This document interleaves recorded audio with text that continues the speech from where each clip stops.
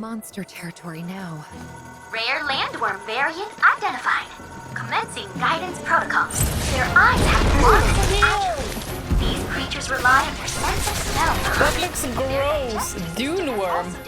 As in Dune? Using them to ingest rocks to break down food and absorb nutrients. Referred to as the undertakers of the desert. You're lucky I'm here to clean up your mess. Exclusively on carrion. Extreme hunger, however, can drive them to attack living prey. Yeah, guys, I'm still not done talking about traces of Tifa from the book 2 pass. And as you might imagine, the corresponding so where were we? landworm-related She got a really huge death because of the skin grafting from Dr. Oranje, I think her name was. So Rakesh, her son, is taking care of Tifa. He showed her to Container Row, and she would be working under Manson.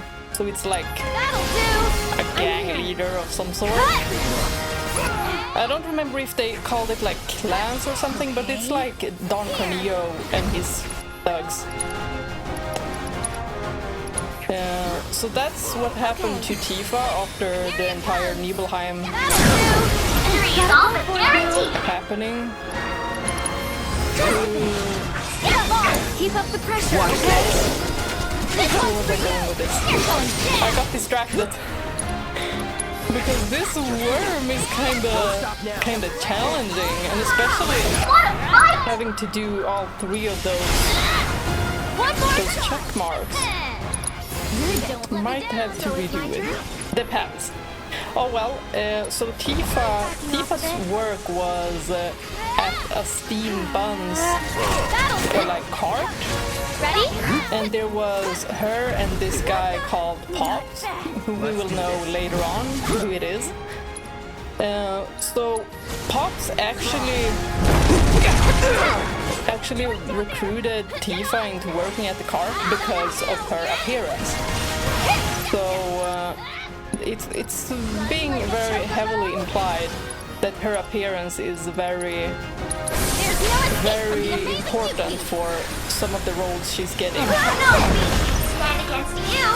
Oh my god, Cloud got eaten! And you can also see in the book that, let's just retry, that she is not comfortable with that. She's not comfortable with how people look at her, like evaluate her look. My sensors indicate the presence of a unique And like at this time, she's like, what is she? 13? Keep it together. Their eyes have fluorescent atrophy.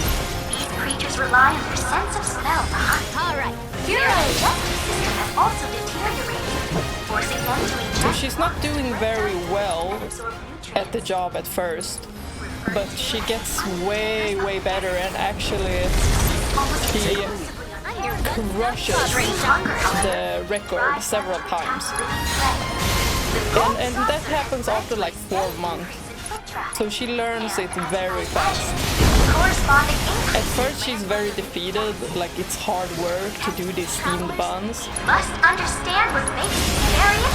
And Pops is not at all impressed with her. He's like, oh, why aren't you pulling more people? Like, you should be pulling more people because of the way you look.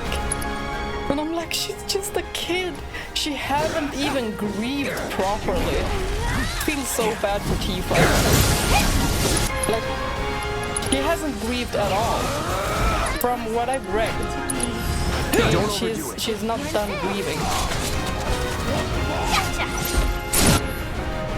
And then there is a time so she keeps on working at the steam buns cart just to pay off her debt, which she also calculated would take her 66 years.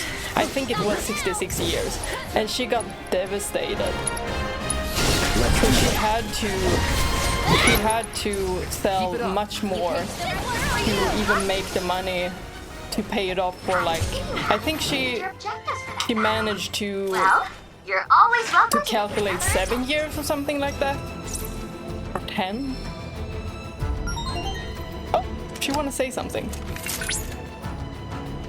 Cloud, I've analyzed the data from your latest bout and graded your performance. You've earned a 10 out of 10. Cloud, apologies. My speaking out of turn. Pay her no mind. You get a 3 out of 10. What? Those sound like questionable metrics. Never mind. We'll discuss this later. Cloud, I've come up with a new combat trial for you. Why not give it a go? Oh, Chadley definitely did my like an annoying sibling. That is so... it hurts my heart. Because he probably wants a sibling. So he created my...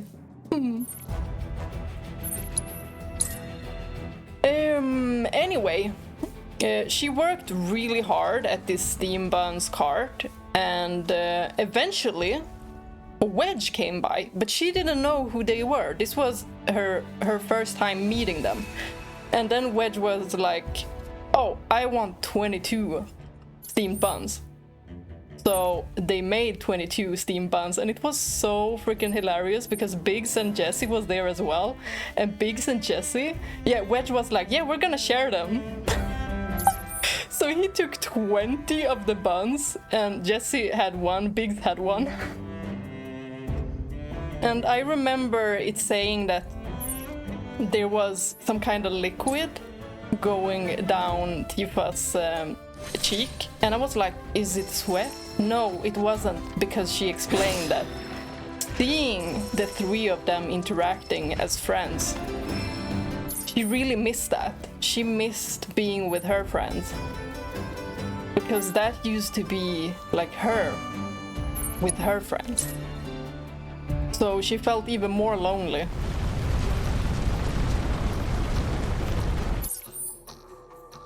And that made me tear up as I read it. Anyway, she went back to Dr. Oranje, and there she met Marle. Marle was also gonna get a skin graft, and Marle was like so irritated and annoyed being there, and she was like, I don't care, just like fix it, I don't care how it looks. What is this?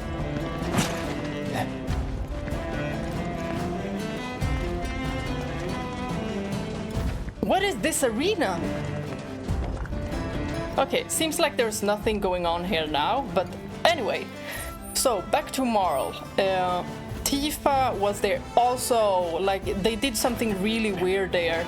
Like, Dr. Oranje and Rakesh, they... what's the word I'm searching for?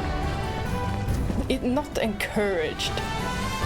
It's more like they pressured Tifa to get a photo of her chest because of the skin graft work they did. And so she was not comfortable with this at all. Like, she did not want to show her chest, like the skin graft she had gotten. But she did it, and then when Dr. Oranje was gonna show the photo to Marle, she was like, what? This is so indecent. Why are you showing this photo? And then Tifa felt even more bad because she was pressured to do it. I felt so bad for her. Like, she's just a kid. And you could really, when you read it, you knew how badly she felt about it. And anyway, that's how they met the first time. You know, Marle from the remake with the big hair, who is very overprotective of Tifa, by all means. And so that's the first time they met, and Tifa, she liked her, like, almost right off the bat.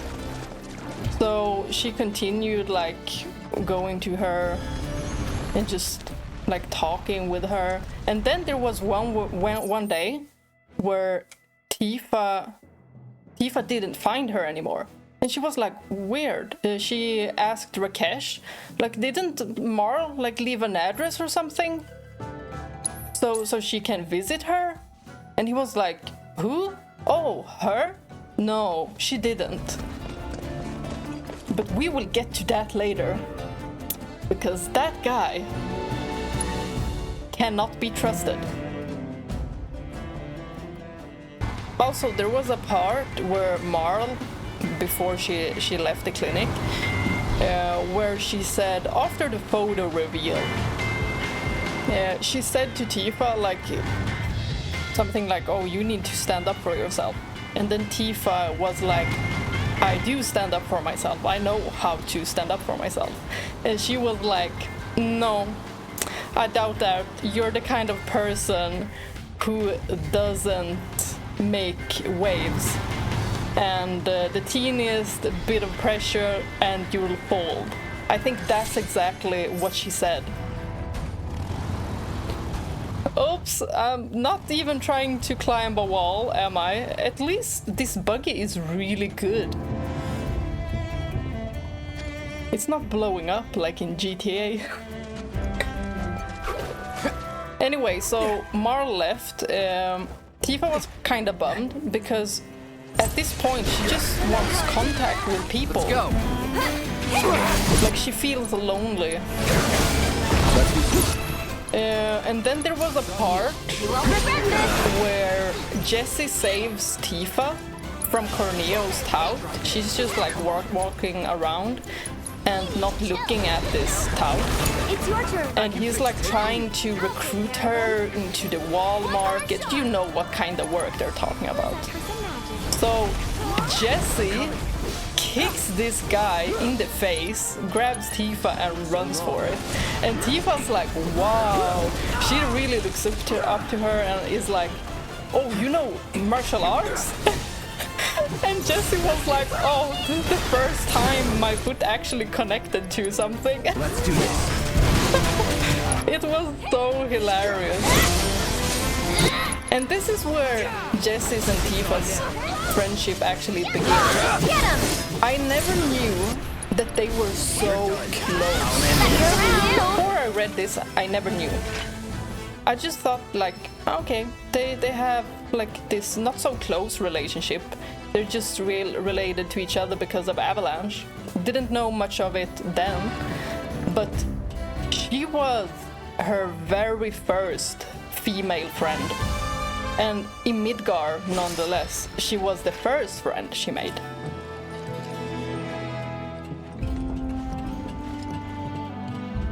So Tifa really looked up to her. She said that she felt like Jessie was this very cool girl, confident, you know, her entire demeanor. She got to know that Jessie is in showbiz, she does theatrical work, stuff like that. She's an actress.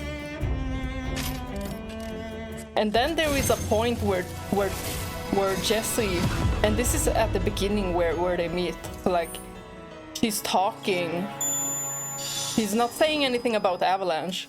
She's like just saying something. I don't remember exactly what it was, but Tifa felt like she let Nibelheim down. Like she hasn't researched what happened. She hasn't gotten any revenge for what happened. Like nothing. So she just breaks down. And then Jessie, oh, I'm getting chills because Jessie told her like, Jessie knew that she must have been through so much. And she said that Tifa is the most hardworking girl she knows. Just because she realized that she must have a very traumatic past to be in Midgar all alone. Because they also talked about like, do they have parents? And Tifa was like, no, she's alone. Won't take long. Ready? So their relationship was very, very, very well built. Take it from here. You're in good hands now. So they meet up like, I think it was once or twice every week. So after work for Tifa.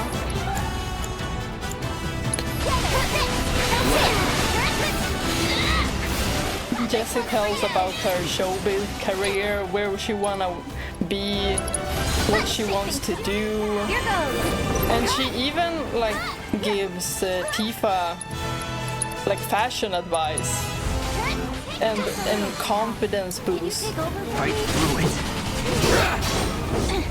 Because she explains how actresses would carry themselves, like go into this role, and that made Tifa more confident.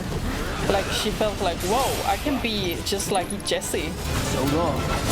And I think that's why she has this like, you know, when she's feeling down, when Tifa is feeling down, and suddenly she just have like her hands on her hips and this spunky girl, I see Jessie like that. That is totally Jessie. I think that is Jessie's influence on Tifa. Like what she's been telling Tifa. So Tifa does it, and it makes her feel better. Because reading the book, you would assume while playing the game that Tifa is calm, a very calm person. But inside, she can have chaotic thoughts, alright? And even some kind of anger issues at times. Like, she's just a normal person. That really reminds us that she is just a normal girl. Like, even if she looks like the calm herself, no. She can rage, definitely. And that is also why Zangan told her, like, girl, you need to chill down. Your emotions are getting you clouded.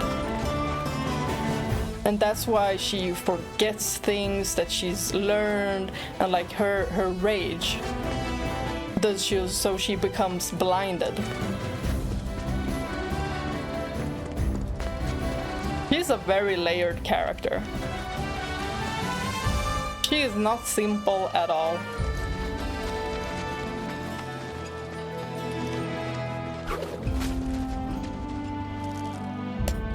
And then there is a point, continuing with Jessie and Tifa's relationship, there is a point where I think I've told everything in chronological order. I'm trying to. I have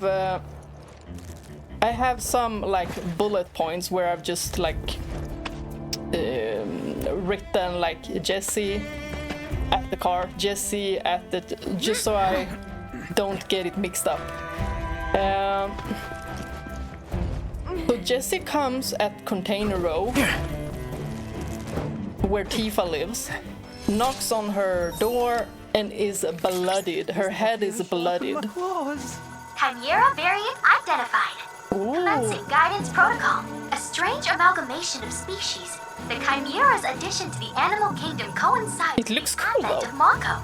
This timing is likely no coincidence, as Mako energy's adverse effects on creatures is well documented. There's two of them. We'll see how we do. Do I need to switch anything? Yeah, so she comes in to Tifa's house all bloodied, and Tifa is so worried. She's so worried. She's already heard about Avalanche, and Pops and Rakesh have told her stay away from Avalanche, and they know, like, it sounds like they know who the Avalanche people are. And Rakesh really doesn't want Tifa to get involved with Avalanche, and Avalanche, no, Tifa at this point, she's like, dude, I do not care. Fossils that have been excavated rather Like, I will recently, do however, what I want to do, but she does not say this to him. ancestor to the bottom. She just listens to him and doesn't say anything much. She's like, okay. But internally, she's like, no, they don't sound bad to me. That's how she is. Ever expanding territory. Please take care. So Jessie comes to her place, Serious foe. bloody skull, and Tifa is so worried about her and is like, why? Sorry for that. What happened? Like, and this is where she gets to know that Jessie is an Avalanche member, because she already suspected this. And Tifa is a smart girl. He knows. So Tifa gets angry at Jessie for not telling her. little. Especially since Jessie said like, oh, I don't want to involve you in this. And she was like, I'm already involved. You can't just... You can't just push me away now. That's the right word. It's not like... She didn't fault Jessie at all. She wanted to know. She wants to help her friend. But from Jessie's side, Jessie just doesn't want anything to happen to Tifa. So then Tifa goes back to work, and this time Tifa is acting sick. She's acting sick because she probably... It doesn't say right out, but I think that she's acting sick to go to Dr. Ranier and get medication, but not medication for herself, but for Jessie. I believe in you. But the doctor is like, Tifa, you know, the symptoms you're talking about, you do not have them. You're not bruised at all. You need to send your friend over here. And she's like, Just the fact that Tifa even had the courage to do something like that, to like act that she was sick in front of her I knew you had it in you. employer? Is that how? Yeah, employer. And then tried to lie to the doctor who skin grafted her. Well done, Cloud. You've managed to complete all combat assignments in the Corel region. What assignments they were! You faced so many fiends. Sholopods, spearhawks, landworms, chimeras. That's quite enough. Anyway, I've added a new combat trial to the simulator, Cloud. Do check it out sometime. Oh my god, I love Chadley's and Mai's dynamic. Such a sibling dynamic. It feels like Cloud and Yuffie, but Cloud is not like Chadley.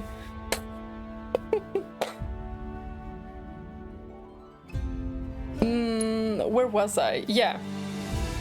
So Tifa went back home to see Jessie and see if she's okay. And Jessie had just left a letter for her.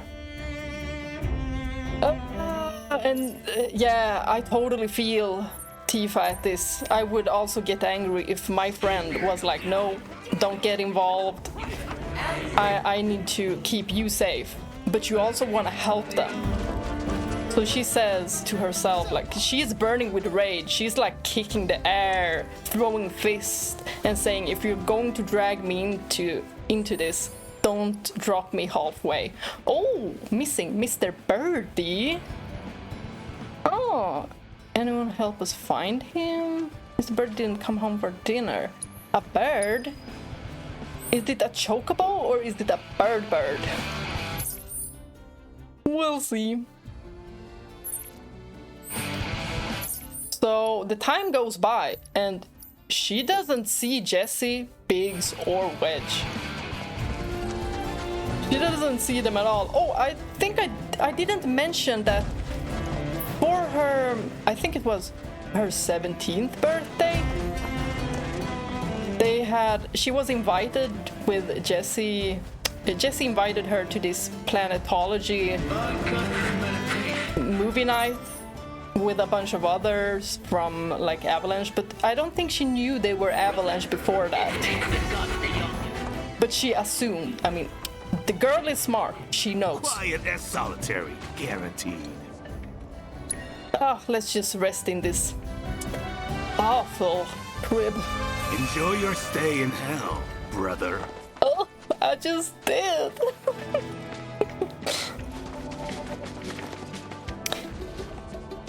Ooh.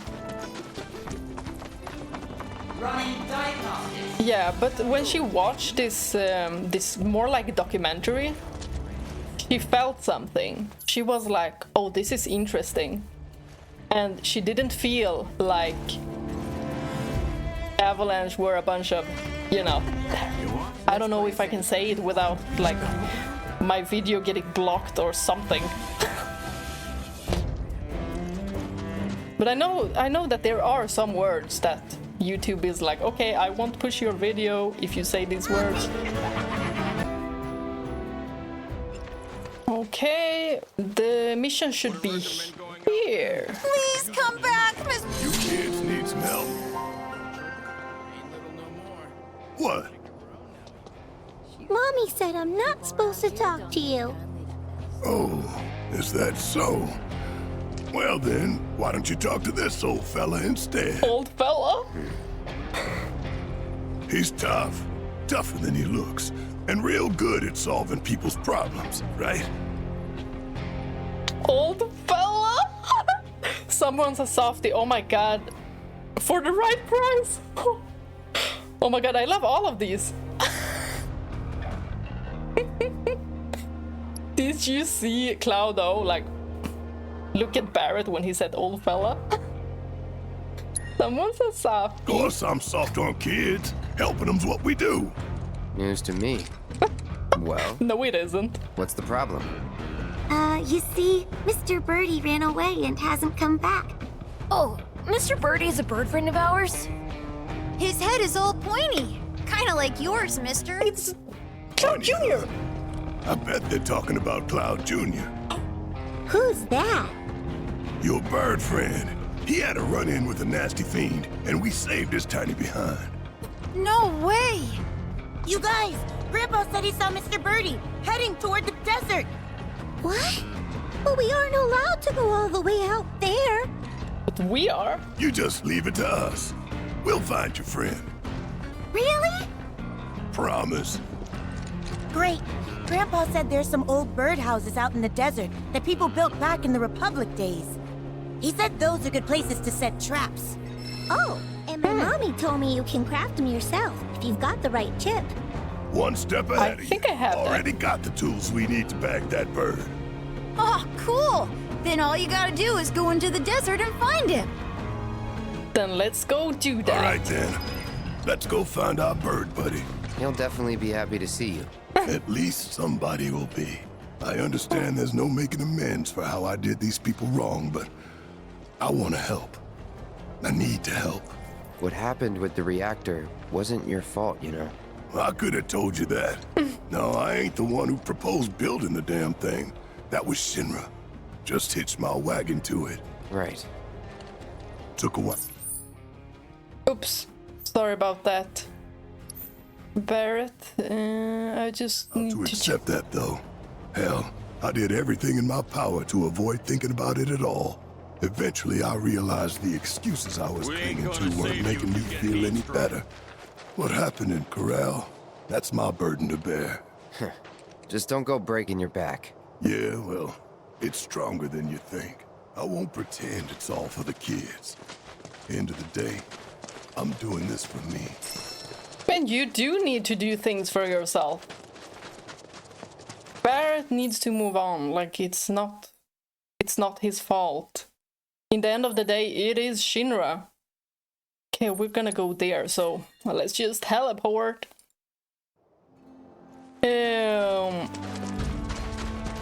Maybe it's those small cages. Yeah, it has to be the small cages we've seen. And we can do the bird trap. Think we ought to do something for Cloud Jr., don't you? Kids gotta eat.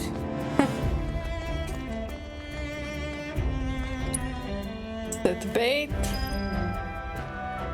I even created one. Oh? And now, we wait.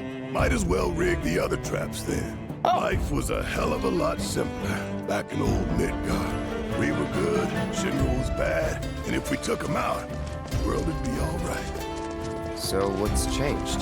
Not a damn thing. Shinra's still going down, but coming back here, I see how I got tunnel vision. And not because Shinra was all I had to think about. It's because I didn't want to think about anything else. Saving the planet's important, but I put a lot of personal stuff on the back burner, and I shouldn't have. Dyne and the others helped give me that clarity. Just wish I could have got it sooner. Oh, he's blaming himself so hard. But that's what we do. Like, people generally do that. We put much of the blame on ourselves.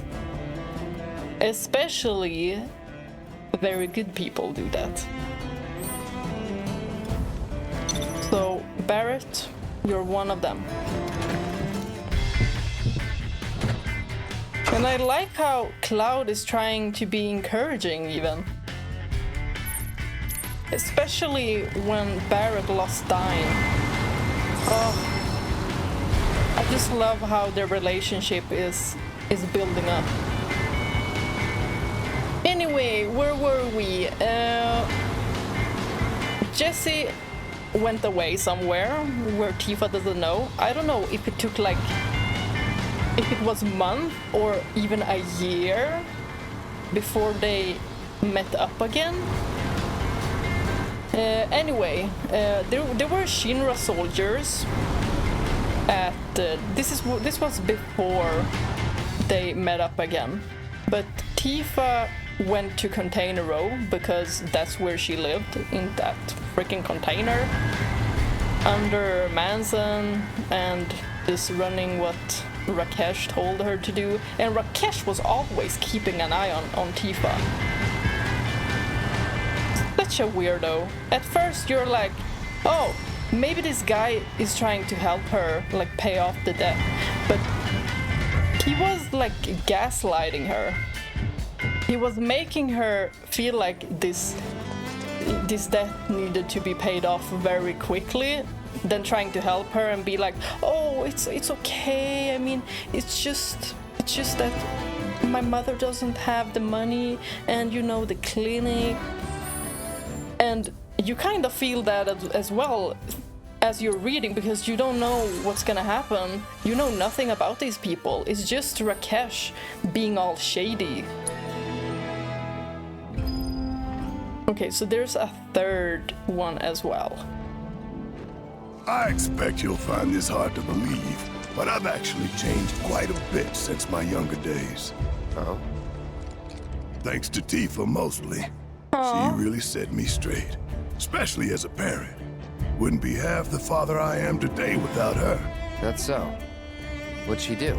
Oh, got fed up with my bullshit and tore me a new one. Started yelling about how a kid like Marlene needed a proper roof over her head, somewhere safe and clean. Said sleeping outside was risky. She was right. Yep. Sure was. And not just her. The whole team helped me get my act together. I used to be a runaway train, charging full speed ahead and dragging folks along for the ride. Never thought about hitting the brakes or anything else. Had my fair share of crashes and went off the rails a few times. Caused a lot of trouble for those guys. Well, I'd say you managed to get yourself back on track. I couldn't have done it without them. They came into my life for a reason. Like you did, Cloud. Junior, too. Aww. I know it in my heart. Cute. Actually, that part is also in the book. I will come there. Tifa actually got a job at Seventh Heaven. She met Marle. And Marle was like, why didn't you come by sooner and just like say hello or something? I left you the address. And Tifa was like, what, you did? And that's when she knew that Rakesh is not telling her everything. But she was like, okay, maybe he like just forgot who she was or something. Or maybe just forgot it. But she had this in mind the entire time. And then there was a part where Rakesh and Tifa met again, because he was around Container Row a lot. And then Tifa said to him like, oh, you know Marle? Like, she never left a note for me or something, like where she lived. And he was like, Marle? I don't know who she is. Might have already been caught in one of the others. Only one way to find out. And she didn't leave. She didn't leave a note for you at all. And then Tifa knew he was lying. He was lying because Marle said that she did, so. Anyway, she got a job at Seventh Heaven on Wednesdays, and that's also why she got the job, because of her looks. Marle was like, oh, you're gonna, and what was her man's name? Why do I want to say Byron? It was not. I don't think. Oh, I don't remember. I'm sorry. Oh my, that is not the bird we're searching for. Good aim for you, all right. Anyway, deal with that. So getting this job at Seventh Heaven, that's where she met Barret and Marlene.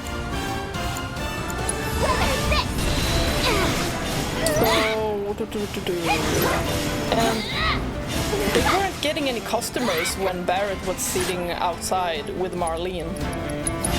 So Tifa was like, why aren't the customers coming in?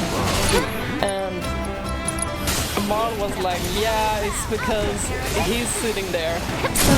So Tifa just watches them from far away and just sees how messy Marlene looks, like her hair, like her clothing. So she goes up there and wants to take their orders. Gotta go for it now. And then she sees that Barret only has one arm. Trouble of making that trap, and look how they treated. What a waste. We've got more.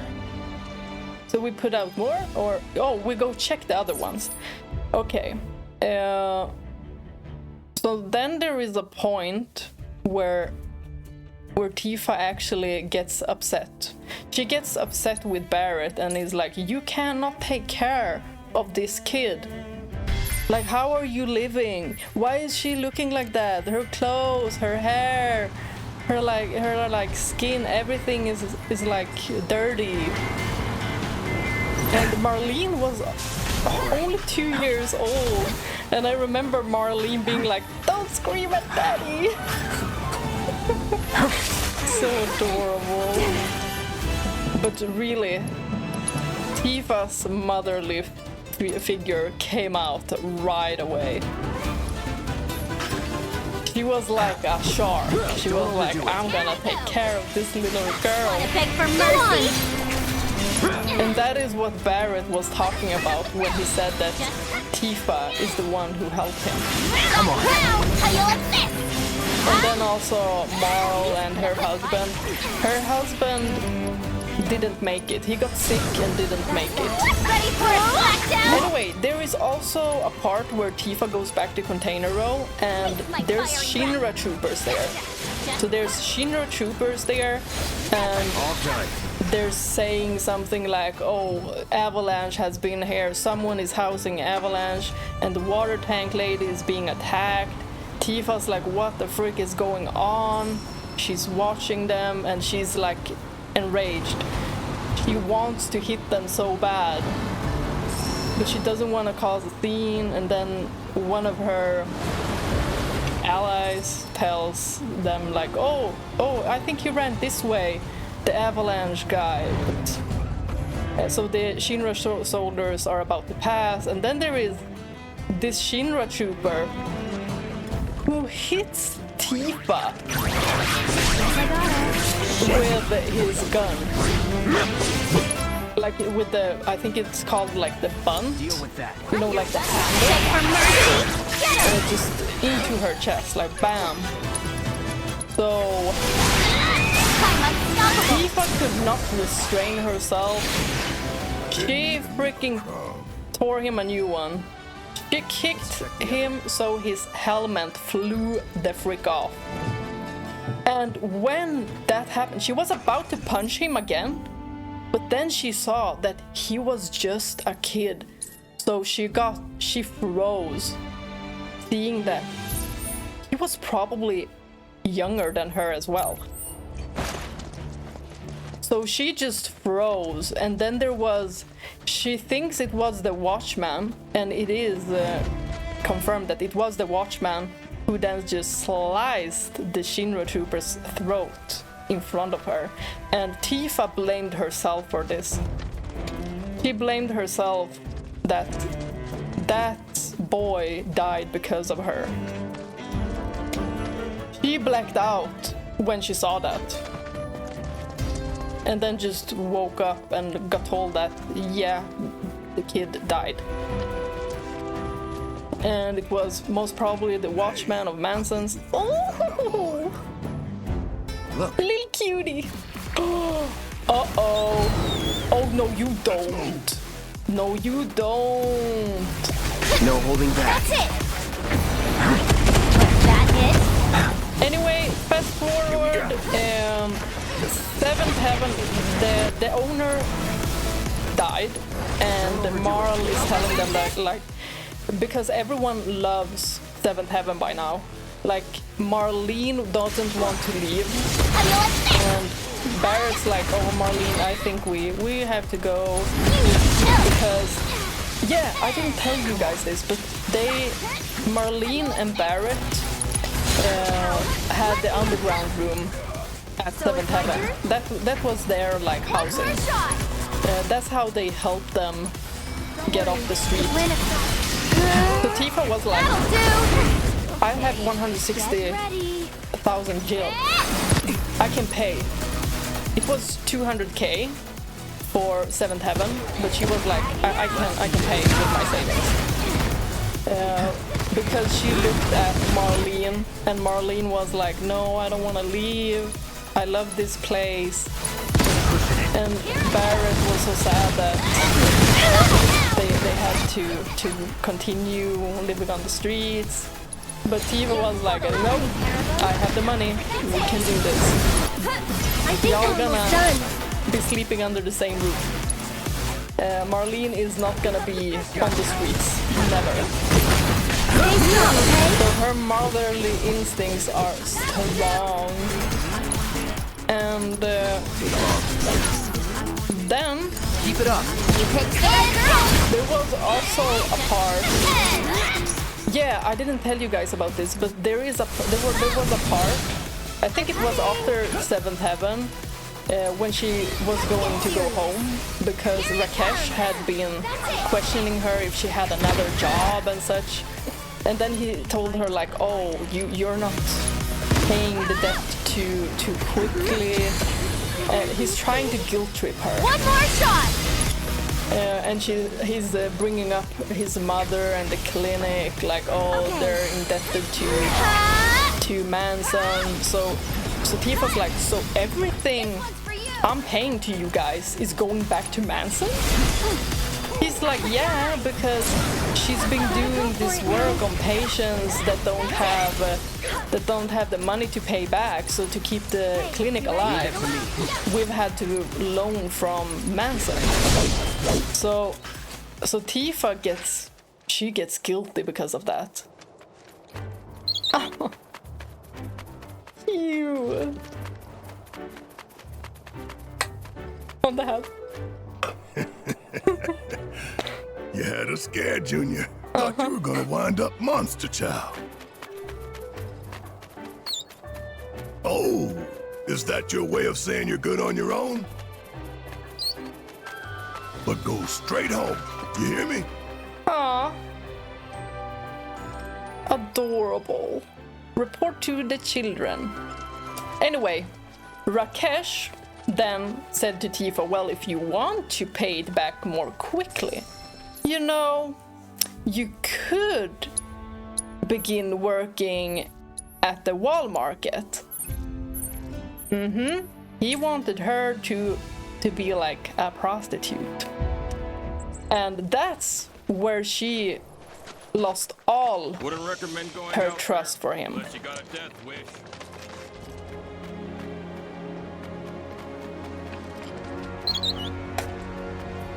Hey, mister, he's back! Cloud Jr. came back! Oh, they're also saying Cloud Jr. Uncanny. Of course he did. When we found him, we said, your friends are looking for you. You head straight home. No wonder! Thank you so much. Hey, just doing a job.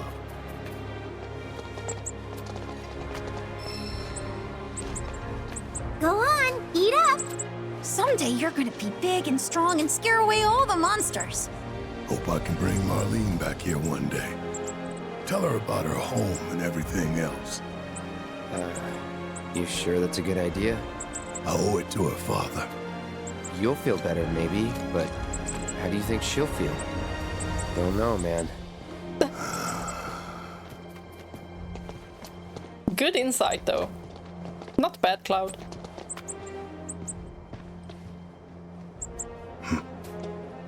What's up? My dad says we're supposed to stay away from you. Sorry. That's so. Well, don't want to get you in trouble. Us old fellas gotta go. Take care, Cloud Jr. Thanks again for all your help, mister! Don't mention it.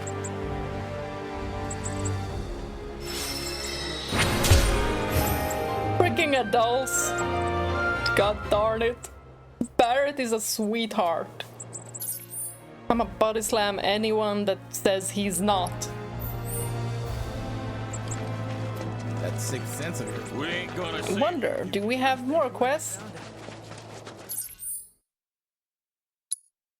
What I got? Oh, we have these assignments over here. Let's go do them. And then we have the Tomberry. And the Tifa one.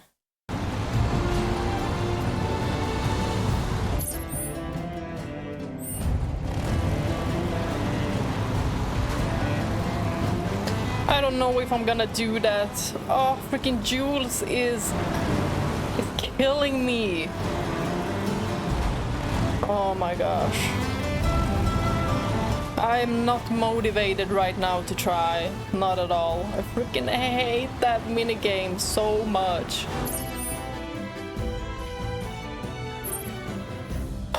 Anyway, back to Tifa, Barret, Marlene, and Marle. So she was gonna go and get the money from her container room. So Barret comes along with her, and so she goes in and is searching frantically for the money she has saved. And she doesn't find it. She knows where she put it. And she's like, okay, she knows where it could be. So Barret is also very adamant to follow her and to protect Tifa. So they go to the clinic. They don't enter, but they hear Rakesh in there, Dr. Ranier, which is his mother, and they hear this other voice.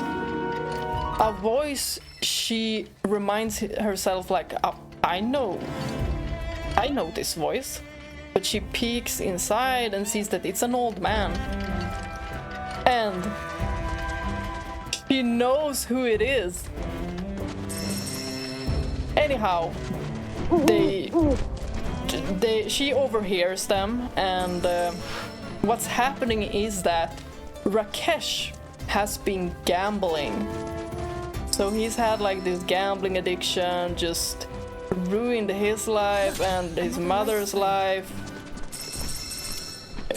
Just loaning money from Manson and just gambling. And then they've been so sneaky about it as well, because the mother has been in on this as well. She's been putting patients in debt. So they've all been like paying 3 times more than the actual price of the procedure they've had. Cloud! Good news! I believe I've ascertained the whereabouts of your royal quarry, the Tonberry King. Johnny Awesome. wasn't that far off. Let's not keep your entrepreneurial friend waiting, lest you wither in the heat. Oh, I'm going back to that arena, because that's probably where it is. Hold ya. Anyway, so she hears this and gets enraged that she's been fooled by both Rakesh and his mother. That she's been so anxious about this debt. She's been like pulling her weight, everyone else's weight, just working her ass off. She's been a hard worker. Like, from the life in Nibelheim to where she is now, it's such a contrast. Anyhow, she goes in there and they see her and she's like, what the fuck did I just hear? Cloud, it appears that you've arrived at the lair of the Tonberry King. That crown belongs on a far statelier head than his, namely yours. I'd say it's high time we divest him of it. Oh, I will take it, alright. I'm guessing we have to steal. Let's just save first. Anyway, so Tifa gets back her money and she says to Pops, because Pops is Manson. That's the old man who was there. He was Manson all the time, and he's trying to get Tifa to continue working for him at the Steam Buns cart, but she's like, no. Oh, adorable. I'll take whatever you've got. Yeah, we're gonna take that. Confirmed. The Tonberry King protected. Commencing guidance protocol. Whoa. Time's now long past. Okay, I see. He's dangerous. A realm once right. Like all the Tonberries. Why am I surprised? Should not be surprised. Don't let me down. Here goes. And brought with them death and destruction. And yeah, and before Tifa goes away, she freaking beats up Rakesh. She beats him up for lying to her, putting her in this debt.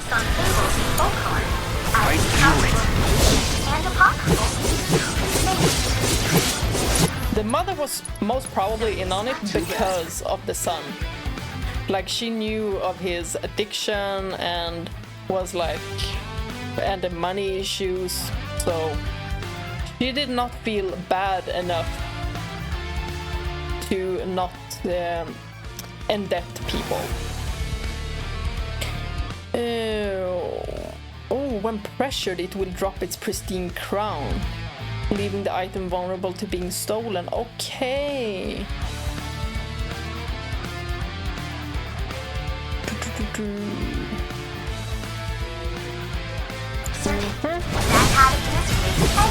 I see. Well, we're gonna try anyway. So she freaking beats him up, as she should. Currently gathering combat data on target. And that is also when she knows that she cannot trust people.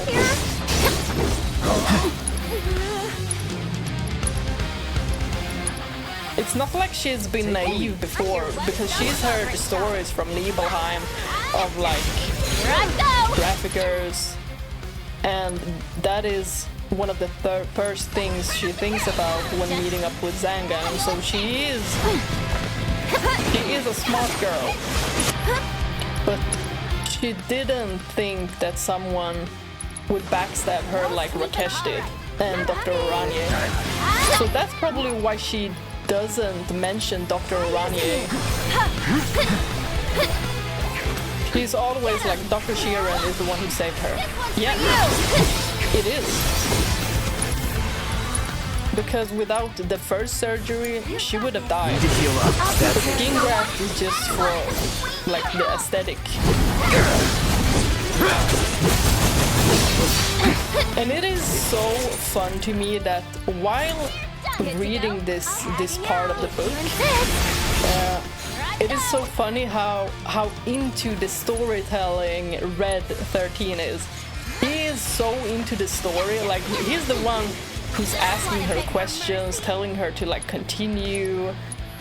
Because at some point in the beginning she's talking, she's telling the story to Barret and Aerith as well. And then then suddenly it's only like Red and Tifa. So they're walking. Oh yeah, now I died because I'm trying to tell you guys something, but I can't do two things at once, it seems like. Well, it doesn't matter now. Just have to do better. What was I even talking about? First, the Tonberry King detected. Commencing guidance protocol. Time's now long past. Dr. Sheeran is the only one she feels like she owes something to. Realm once bright with promise, but did not last. He really did save her life.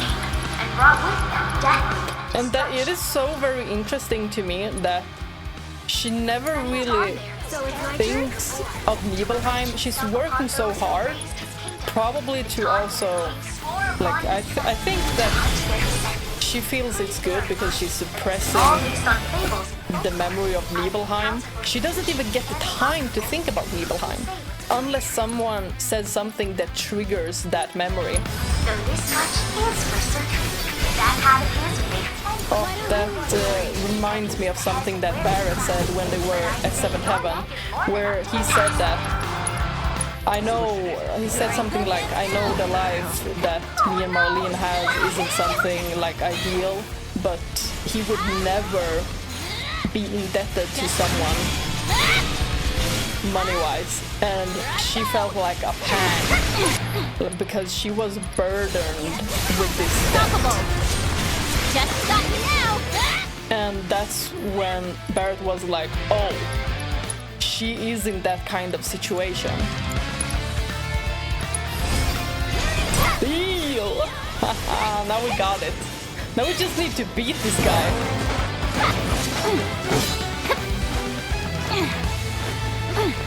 Stop throwing things at me. At any of us.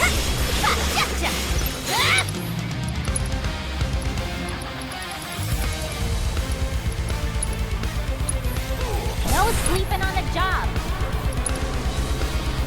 But I hope you guys think that the backstory of Tifa is also very interesting. How do you like this? I would suggest actually reading the book.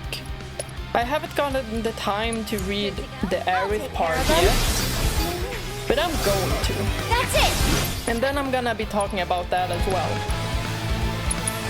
Does it slow your roll? But if Tifa wasn't an interesting character before, That'll do. now she has to be. Come on. Just with the backstory and everything. And she doesn't, the thing is, she doesn't talk much about Nibelheim, she doesn't think much about Nibelheim, and that is because she is putting herself under a lot of work, and she has to because she had to because of the debt. And she did pay off her debt and never come back Never even to Manson or anyone else. She just worked at Seventh Heaven. Okay, now So that is home for Too her. much? And I think that knowing her backstory really puts another perspective on her character. I now know that Okay, up and at 'em. her feelings towards Cloud is also amplified because they share a past together. Like, she does not want to let go of Nibelheim. And the only one who has a connection to Nibelheim is Cloud. So that is why she also bonds with him. If you insist. Like, sure, she likes him in that kind of like as well. But it definitely has something to do with not letting go of her past as well. You did it, Cloud! I now dub thee the new king of the Tonberries. By analyzing the king's biometrics, we can better understand Tonberry's social structures. Our research proceeds apace. Thank you, Cloud. Yay, Another we got it. crown snatched by the incomparable Yuffie. Let's hurry up and get this to Johnny. Yeah, unless someone else wants to steal it from us. Yeah, because what I'm thinking when I'm thinking about Tifa's affection towards Cloud, I think it's also like an idealized, she is doing this idealized version in her head of Cloud. And that's what we do with people we don't know. That we like, we can have a crush on somebody, we can have a crush on somebody that we don't even know, and then we create this image of them, this image that seems like the person but isn't how the person is. So she's probably thinking about the young Cloud. You took down the Tonberry King for us? Thanks, bro. On behalf of all Johnnies. So, where's the crown? Hand over the pristine one. Oh, wait, let's ask. No. Oh, I bet you'll just yoink the crown right off the king's head. Can't wait to see it in person. Wait, we already... No, we didn't. Okay. There you go, invisible crown. Get a load of the shine on that, baby. It is positively legendary. And we went through positively legendary trouble to get it for you. Don't worry. The fruits of your labor are gonna be on full display. Man, I can't wait to see the look on my face when I see this. I'm gonna take this baby back to the hotel. He's Be so sure to funny. swing by when you have the chance. I'm sure one of me will have something real nice waiting for you. I love goofy, dorky, kinda dumb characters like that. It's so funny. He reminds me of Zell from Final Fantasy VIII.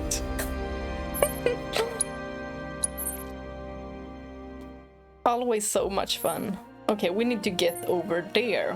Where's the nearest teleport? There it is. Do I think that Tifa has a crush on Cloud? Yes. Definitely. She does. I want to switch clothing, okay? But she definitely does have an idealized image of him.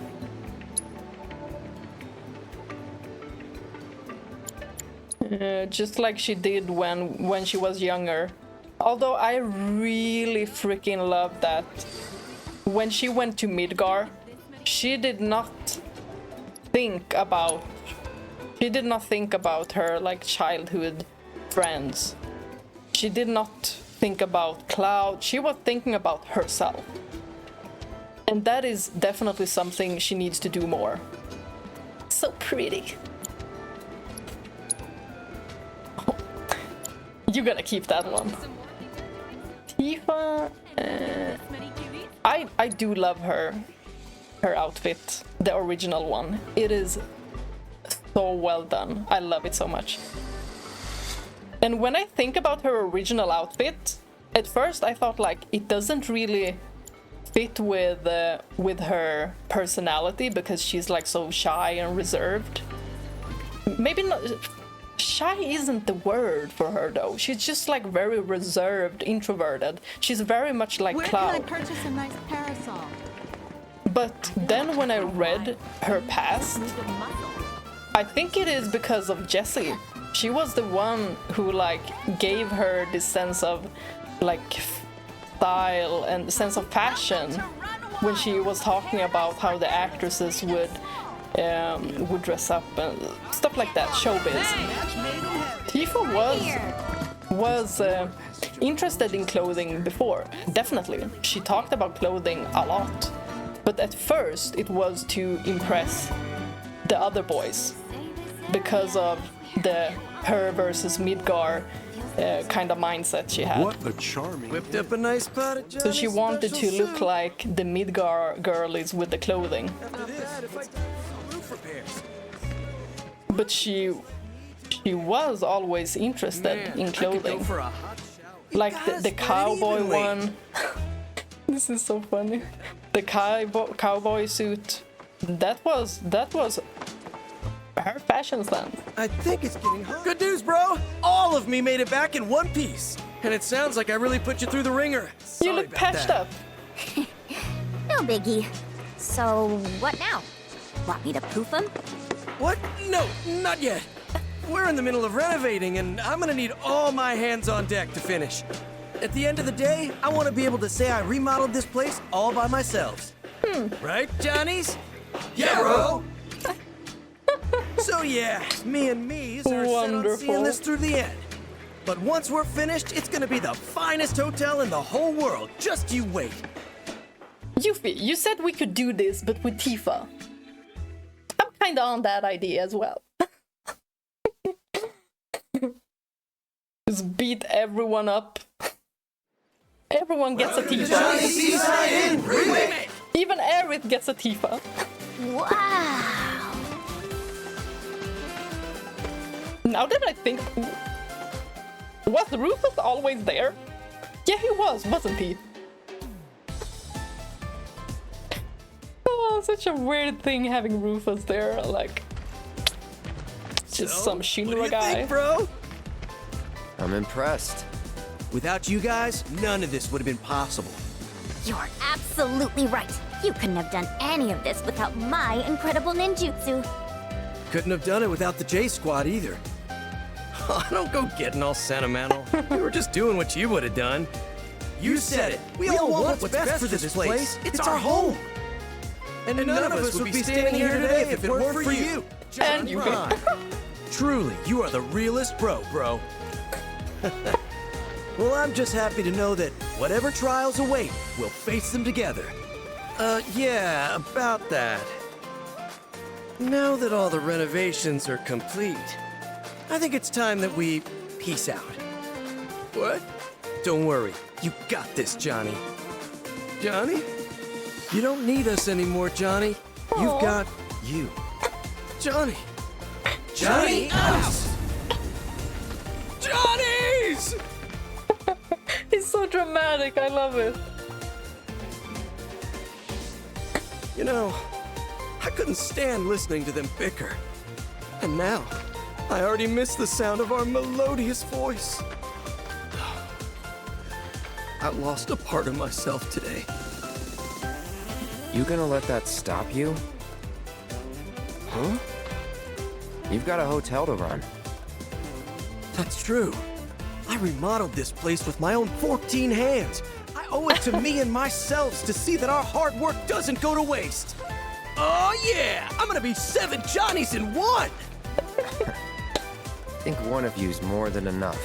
That means a lot coming from you, bro. He didn't say, don't call me Almost bro. Forgot. I set up a little space to show off your collection. I'd love to showcase any rare or interesting artifacts you happen to come across. And rest assured, you'll be handsomely rewarded for them. Ooh. I've got my heart set on becoming the best in the business, so look out, hotel industry. We'll attract guests from far and wide, with luxurious lodgings and unbeatable hospitality. But you'll always have a room with your name on it, my bro, because when you're here, you're Johnny. Love that. And it's not like Cloud was like, no, I'm not a Johnny. Win minigames and complete various objectives, collector's items. Ooh. We have obtained some. Also digging around with the chocobo. We've collected some, so.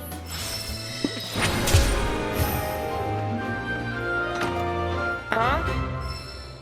Closed? What could be hidden inside? How's the collectathon coming, bro? Let me guess, do I have to like collect all 88 to open that one up? Yeah, probably. Art or whatever, but this is really nice. Oh my god, look at Rufus. Hey, God, you are not that tall. Not that tall. What kind of 15-inch heels do you have?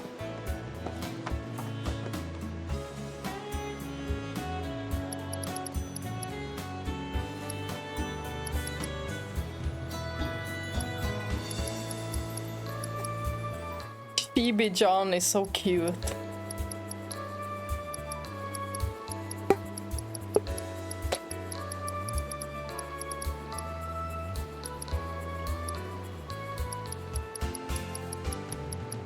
What more we got? Oh!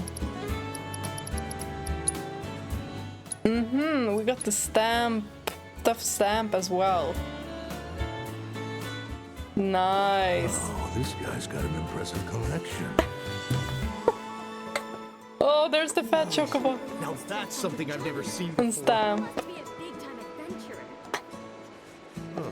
Johnny's collection is actually... This place is looking good. It's all his friend stuff. Oh, yes, we are friends. If you come across any cool curios, you know where to bring them. Can I please just open this?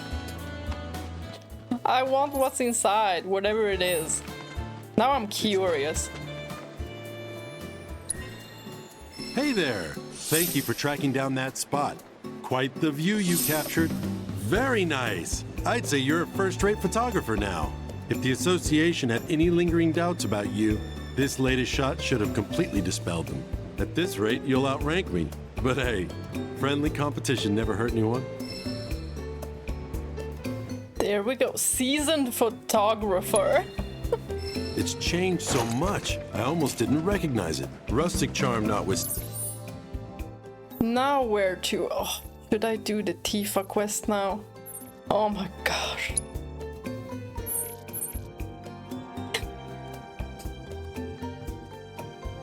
Oh, I know for sure when I beat Amina, it's gonna be against Jules. Oh, I fucking knew it. I know it's gonna be him. There's no way he does not want to challenge me. Oh. I'm gonna get to it. I would have never stayed there. The owner's collection. Before going to the gold saucer a second time, I'm gonna beat it. Might just beat it off camera though. Oh. Come on, come on! I'll buy him a ring.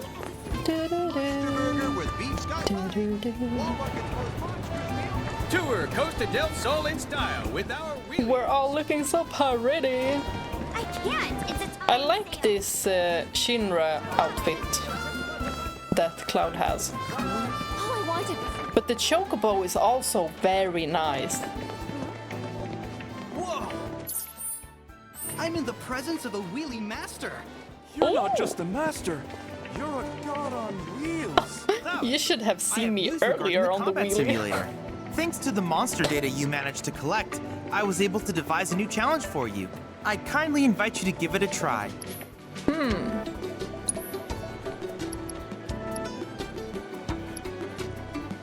HP absorption materia. Sounds good. Let's do some challenges. Let's see what we have. 3 there. And Alexander. But I want to find the 3rd and final shrine. Ooh, we can do this one with Cait.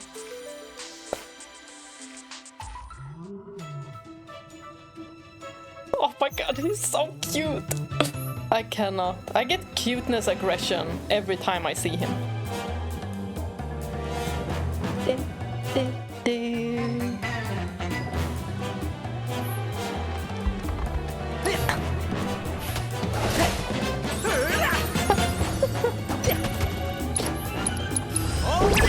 He's so fun to play as. I'll make fence beat of you. Look at the movement.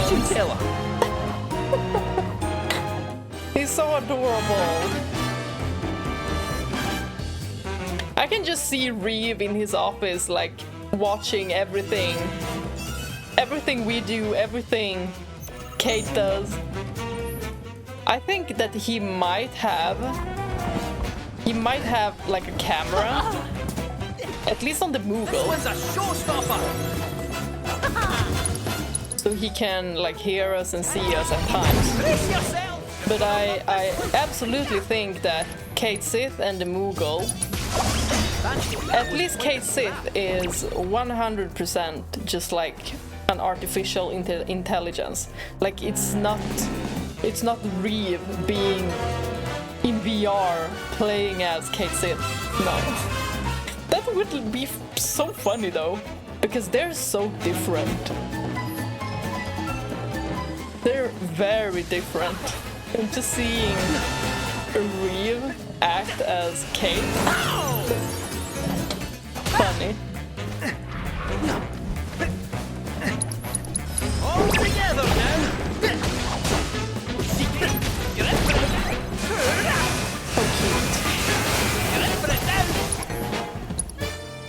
we gonna do? Fortune telling? You see me face it.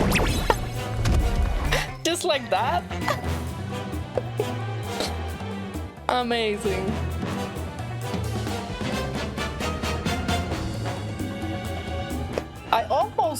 I just realized I almost talked 2 whole episodes, like 2 hours only of Tifa on her backstory. You know what? I could talk about it. I could like be reading. Oh, Fire, Thunder, Hype. Oh, okay, you can get all of those. If I do the roll of the dice. Anyway, I could totally do like a reading and then in between do like a pause and just talk about what's happening. And that would for sure be stretched out to like 6 hours. If this, I just had like, I just summarized everything in 2 hours. Meow meow meow meow meow meow meow meow meow. Adorable.